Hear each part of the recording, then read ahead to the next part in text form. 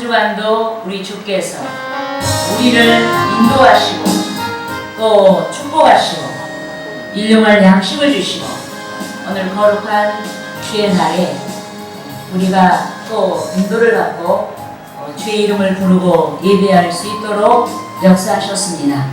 우리가 지난 주간을 생각하고 감사하고 또 회개하고 한 주간도 승리할 수 있도록 기도하고 그리고 나라와 민족을 위해서 그리고 우리나라 안보를 위해서 그리고 한국교회와 우리 교회 여기 공동 기도 제목이 있습니다. 그 제목을 가지고 기도하고 또 여러분 자신을 위해서 또 은혜 받기 위해서 또 이 목사를 위해서 주여 한번 크게 부르고 간절히 기도하겠습니다. 주여 선능하신 우리 아버지 하나님이여 감사와 찬양과 영광을 아버지께 돌리옵나이다. 선능하신 아버지 하나님이여 의인의 감도사 역사하나님이 그라였사옵나이다. 아버지 하나님이여 이 종의 소홀과 죄를 용서하시고 기쁘게 하여 주시옵시며 주보혈의 군세 소리하여 우리 아버지께 나아가니 아버지 하나님이여 어린 종의 기도를 들어 응답하시고 여기 모인 성도들의 기도를 들어 응답하심을 찬양하나이다. 지난 가운데 아버지와 숙지하고 영광을 주께 역사하심을 찬송하나이다. 하나님이여 여기 모인 사랑하는 성도들 아버지 하나님이여 주께 간절히 기도하고 드리고 있사옵나이다. 아버지 하나님 문제마다 해결되게 하는 역사하시고 평강을 인도하시고 축복하여 주시옵소서. 감사드리며 예수 그리스도 이름으로 기도드리옵나이다. 아멘. 본문에 기록된 서기관들은 율법 학자들이었습니다. 성경 학자들이었습니다. 그래서 주들은 대중을 상대로 율법을 해석하여 가르쳤고 일반 대중으로부터 존경을 받았습니다. 또한 유대인 종파 가운데 하나였던 바리새인들은 회당 조직을 통해서 가장 강력한 영향력을 행사했습니다.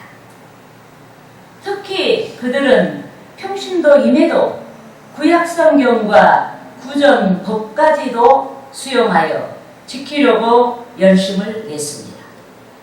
이 때문에 서기관들과 바리새인들은 일반 대중에게 칭찬과 존경을 받았습니다.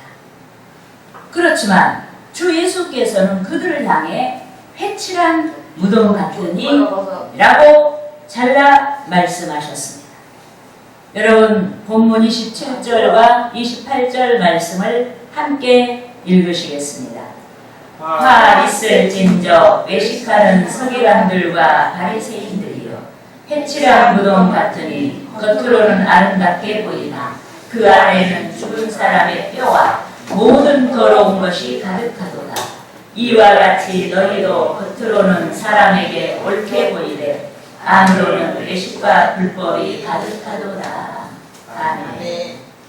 여러분 예수께서 서기관들과 바리새인들을 향해서 회칠한 무덤 같으니 라고 하셨을 때 여기서 회란 벽을 튼튼하게 하거나 미아를 목적으로 아름다움을 목적으로 페인팅한 것을 가리킵니다.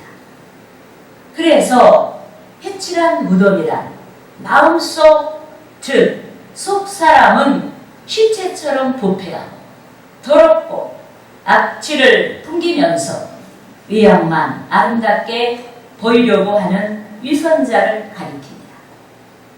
즉 자기가 가지고 있지 못한 덕성이나 자질 등을 가장하여 가진 것처럼 꾸며 행동하는 외식을 가리킵니다. 하지만 하나님의 빛의 통찰로 말미암아 그들의 모든 위선이 백조같이 드러나게 되는 줄 믿습니다. 네. 따라 하시겠습니다. 욥기 26장 5절에서 5절에서 6절 말씀. 6절 말씀 죽은 자의 영들이 죽은 자의 영들이 물 밑에서 떨며 물 밑에서 떨며 물에서 기는 것들도 기는 것들도 그러하도다. 그러하도다. 하나님 앞에서는 하나님 앞에서는 수월도 벗은 몸으로 드러나며 무슨 몸으로 드러나 멸망도 멸망도 가림이 없으리니라. 가림이 없습니다. 여러분, 수월은 가장 깊은 곳을 가리킵니다. 영적인 세계까지 이르는 가장 깊은 곳을 가리킵니다. 하지만 수월도 하나님 앞에서는 백조같이 그렇게 드러난다고 했습니다.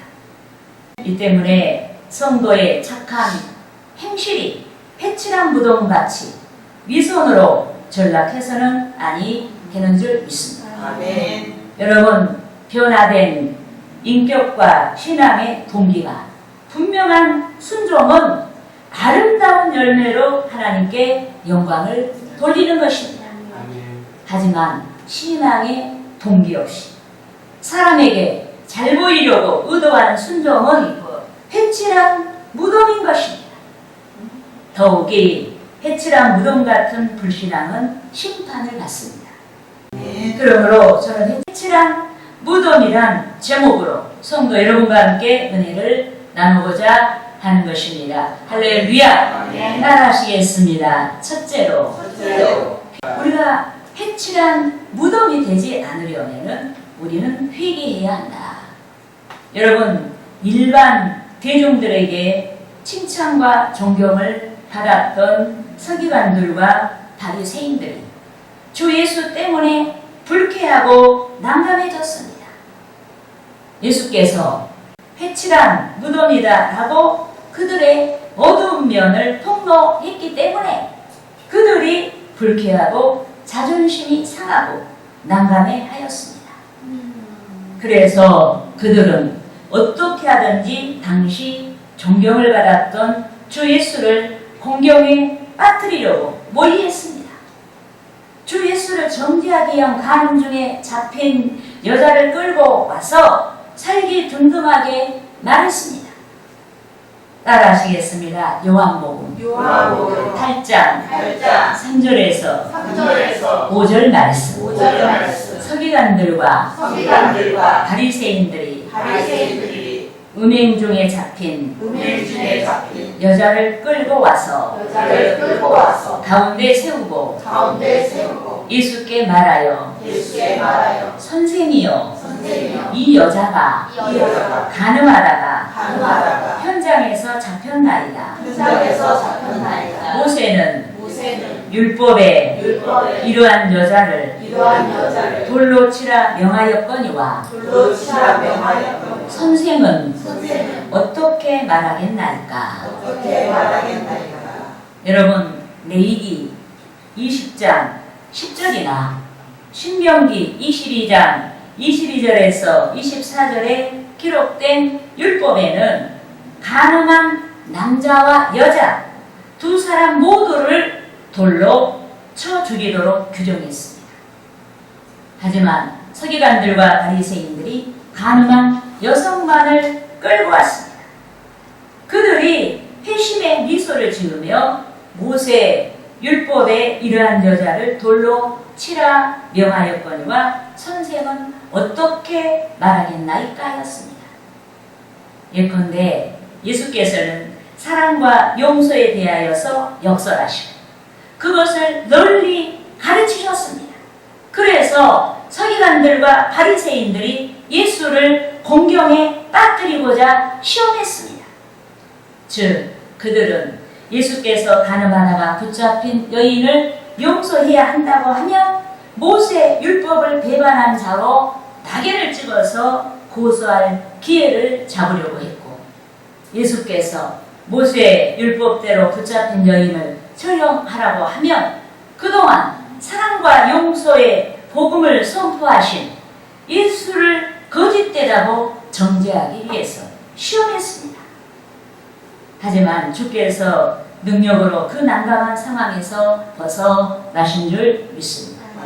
따라하시겠습니다. 요한복음 요한복음 8장 8장 6절에서 6절에서 7절 말씀. 7절 말씀. 그들이 이렇게 말하면 그들이 이렇게 말하고 고발할 조건을 얻고자 하여 구할 조건을 얻고자 예수를 시험하니로라. 예수를 시험하리로다. 예수께서 예수께서 손을 굽히사 손을 굽히사 손가락으로 손가락으로 땅에 쓰시니 땅에 쓰시니 그들이 묻기를 묻기를 나지 아니하는지라. 맞이하는 너희 중에 너희 중에 죄 없는 자라 죄 없는 자라 먼저 돌로 치라 하시고. 먼저 돌로 치라 하시고. 여러분, 여인을 돌로 치러 모인 자들이 모두 두려워했습니다. 주 예수께서 죄 없는 자가 먼저 돌로 치라고 하시자 더욱 두려움을 느끼고 모두 도망하고 말았습니다. 결국 가늠하다가 붙잡혀온 여인과 예수님만이 남았습니다. 예수께서 당신의 지혜의 말씀으로 사랑과 용서의 율법을 일시에 성취하신 줄 믿습니다. 아멘. 예수께서 죽을 위험에 직면한 여인을 구원해 주신 줄 믿습니다. 아멘. 그렇지만 예수께로 여인을 끌고 온 서기관들과 바리새인들이야 날로 간음하고 음란했습니다. 회칠한 무덤 속에 시신이 부패하여 냄새가 나는 것처럼 성적으로 부도덕했습니다. 이 때문에 주 예수께서 죄 없는 자가 먼저 돌로 간음한 여자를 치라고 하시자 어른으로부터 시작하여 젊은이까지 모두 도망하듯이 사라져 버리고 말았습니다. 그런즉 우리는 우리의 삶에서 회칠한 무덤같이 아름답게 보이는 이면에 부패한 것들이 있는지 우리는 우리를 수시로 점검하고 회개해야 하는 줄 믿습니다. 아멘. 여러분, 회개하지 아니한 마음은 회칠한 무덤 속에 생명력이 없는 죽음이 있는 것과 같습니다. 그래서 회개하지 아니한 자는 성령의 역사를 기대할 수가 없습니다. 여러분, 하나님의 역사, 성령의 역사는 너무나 거룩하고 고귀하고 귀한 거예요.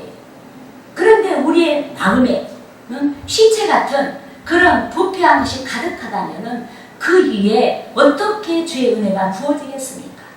우리는 회개해야 할 줄 믿습니다. 아멘. 회개하지 아니하는 자는 하나님께로부터 오는 아름다운 은사가 머물러 있을 수가 없습니다. 그야말로 해칠한 무덤이에요. 자기가 백날 교회에 나와봤자 그냥 아름답게 아, 저 사람 교인이야 이걸로 끝나는 것이 실제로 변화를 갖지 못한다.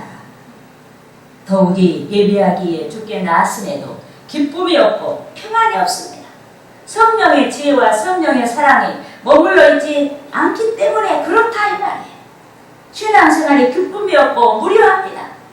그러므로 여기 모인 우리는 복음의 정신에서 떠나 있는 은밀한 행태, 외식적인 것을 모두가 회개해야 하는 것입니다. 할렐루야.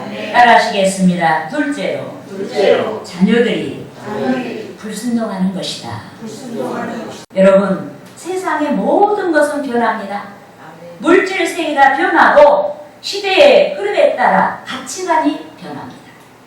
특히 시대의 흐름에 따라 인성까지도 변합니다. 하지만 하나님의 말씀은 영원히 변하지 아니하는 줄 믿습니다. 아멘. 따라하시겠습니다. 이사야 40장 40장 8절 말씀. 8절 말씀. 푸른 마르고 푸른 마르고 꽃은 시드나 꽃은 시드나 우리 하나님의 말씀은 우리 하나님의 말씀 영원히 서리라 하니라. 영원히 서리라 하니라. 여러분, 구약 성서에서 부모는 자녀를 하나님의 말씀으로 교육할 의무가 있다고 했습니다. 우선 하나님만 섬기고 어버이의 말씀에 순종하도록 가르칠 의무가 있다고 명시하고 있습니다. 하지만 작금의 시대가 타락했습니다. 그래서 우리나라 학교에서도 학생들이 인권조례라는 그런 이제 그 특별 규례를 가지고 인권이라는 이름으로 교사의 합당한 지도를 거부하고 교사를 신고합니다. 더욱이 가정에서는 자녀들이 어버이의 훈계를 무시할 뿐만 아니라 자녀가 오히려 어버이를 가르치려고 듭니다. 학교에서도 가정에서도 이러한 행태를 쉽게 발견할 수 있는 우리는 이 타락한 시대에 살고 있습니다. 그런데 하나님께서 순종하지 아니한 자녀를 공개 처형하라고 말씀을 하셨습니다. 따라하시겠습니다. 신명기 21장 18절에서 21절 말씀. 사람에게 완악하고 패역한 아들이 있어 그의 아버지의 말이나 그 어머니의 말을 순종하지 아니하고 부모가 징계하여도 순종하지 아니하거든. 그의 부모가 그를 끌고 성문에 이르러 그 성읍 장로들에게 나아가서 그 성읍 장로들에게 말하기를 우리의 이 자식은 완악하고 패역하여 우리 말을 듣지 아니하고 방탕하며 술에 잠긴 자라 하면 그 성읍의 모든 사람들이 그를 돌로 쳐 죽일지니 이같이 내가 너희 중에서 악을 제하라. 그리하면 온 이스라엘이 듣고 두려워하리라. 여러분, 신명기 21장 18절에서 21절까지 말씀에서 순종하지 아니한 아들에 대해 말씀했는데, 여기서 아들은 모든 자녀들의 대명사로 딸까지 포함합니다. 또 부모가 징계하여도 듣지 하지 아니한 자녀는 반드시 공개 처형하도록 하셨습니다. 또한 방탕하여 술에 잠긴 자를 처형하도록 하셨는데, 어버이께 불순종하는 모든 행태가 방탕입니다. 그렇지만 오늘날 성도들의 자녀들이 어버이의 말씀에 불순종한다고 해서 회중 앞으로 여러분들이 끌고 가서 공개 처형하지는 않습니다. 하나님의 자녀인 우리가 회중 앞으로 끌려가서 공개 처형되지도 않습니다. 그런데도 어버이의 말씀에 불순종하는 자는 아름답게 치장을 하고 학교에 등교하고 또 교회에서 하나님께 예배하고 찬송하고 기도하고 하나님께 예물을 바친다고 해도 하나님께로부터는 은사를 받을 수가 없습니다. 악취가 나듯이 못된 행실로 어버이를 대적하기 때문에 하나님의 은사, 하나님 우리에게 주시는 선물이 왔음에도 우리에게 머물지 아니하고 떠나는 것입니다. 하나님의 은사, 하나님의 선물이 순종하는 자에게 머물러 복이 되기 때문에 은사가 왔음에도 머물러 있지 않는 줄 믿습니다. 여러분, 주께서는 요한복음 14장 15절에서 나를 사랑하면 나의 계명을 지키리라고 단호하게 말씀하셨습니다. 그래서 주께서는 하나님을 사랑하노라 하고 형제를 미워하는 자의 신앙을 인정하지 않는 것입니다. 따라하시겠습니다. 요한일서 4장 20절 말씀. 누구든지 하나님을 사랑하노라 하고 그 형제를 미워하면 이는 거짓말하는 자니 보는 바 그 형제를 사랑하지 아니하는 자는 보지 못하는 바 하나님을 사랑할 수 없느니라. 여러분, 여기서 형제는 실제로 가족인 형제일 뿐만 아니라 가족의 대명사로 어버이까지 포함합니다. 그런데 보이는 바 형제를 사랑하지 아니하는 자의 신앙을 거짓이라고 말씀했습니다. 이 때문에 보이는 가족을, 특히 우리를 낳아주시고 길러주신 어버이를 사랑하지 아니한 자의 하나님 사랑은 위선이라고 지적하고 있는 것입니다. 그런데 어버이를 사랑하는 자는 어버이의 징계를 수용하고 순종하는 줄 믿습니다. 또 자녀를 사랑하는 어버이는 마땅히 자녀를 징계해야 하는 줄 믿습니다.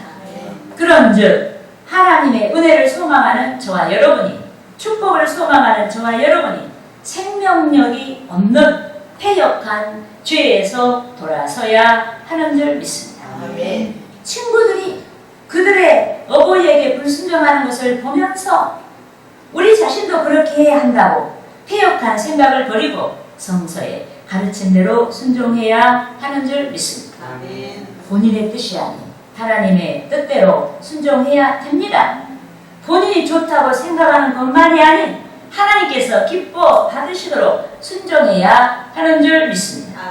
그렇게 하여 여기 모인 우리의 자녀들이 또 하나님 앞에서 자녀인 우리들이 믿음의 난로에서 생명력이 넘치는 말씀으로 체화되어서 복음의 향기를 퍼지게 해야 하는 것입니다. 할렐루야. 따라하시겠습니다. 셋째로 담임 교육자에게 불순종하는 것이다. 해칠한 무동. 이런 해칠한 무동 같은 그 신앙은 담임 교육자에게 불순종하는 것입니다. 여러분, 교회마다 하나님께서 담임 교육자를 보내셨습니다. 성도 여러분의 양육, 즉 영적인 먹을거리를 위해서 성도 여러분에게 담임 교육자를 보내셨습니다.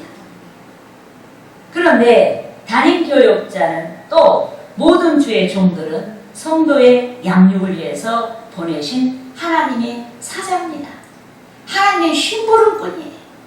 여러분과 동일한 인간이라는 성격을 갖고 있지만은 그러나 하나님께서 보냈다는 의미에서 차이가 있다. 예, 믿습니까? 이 때문에 주의 종들이 하나님을 좋게 하고 하나님의 기쁨을 구하는 줄 믿습니다.